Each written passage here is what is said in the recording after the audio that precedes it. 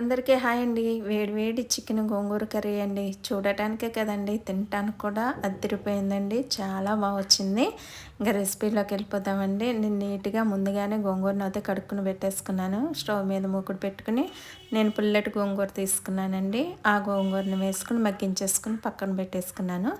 ఇంకా స్టవ్ మీద వేరే మూకుడు పెట్టుకుని మూకుట్లో ఆయిల్ పోసుకుని ఆయిల్ వేడేయగానే ఉల్లిపాయ ముక్కలు కూడా వేసుకుని ఒకసారి మగ్గించుకున్న దాంట్లో ఉప్పు పసుపులు కూడా వేసేసుకుని అది మగ్గాక కొంచెం అల్లం వెల్లుల్లి పేస్ట్ కూడా వేసేసుకున్నాను. ఆ పేస్ట్ కూడా వేసుకున్నాక కొంచెం మగ్గించాక నీట్గా కడుక్కున్న చికెన్ కూడా వేసేసుకుని ఒక నిమిషం మూత పెట్టి మగ్గించుకున్నాను. అలా మగ్గిన దాంట్లో 2 స్పూన్ల కారం వేసుకున్నాను. 1 స్పూను మసాలా పొడి కూడా వేసేసుకున్నానండి.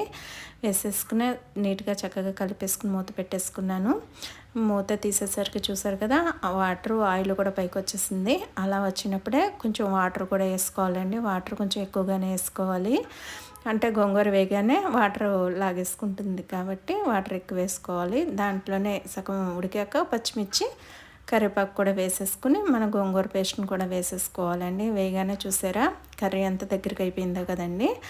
ఇంకా గోంగూర వేగానే ఒక్క నిమిషం ఉడికాక స్టవ్ ఆఫ్ చేసి మూత పెట్టేసుకున్నానండి. గోంగూర చికెన్ కర్రీ అయితే రెడీ అయిపోయింది. ఇక చూడటానికే కదండి, తినడానికి కూడా చాలా బాగుంది. పుల్లగా కారంగా చాలా బాగుంది. దీంట్లో ఉప్పు కారాలు ఎక్కువే పడతాయండి. మరి పుల్ల గోంగూర కదా, దానికోసం అండి. టేస్ట్ అయితే అదిరిపోయింది.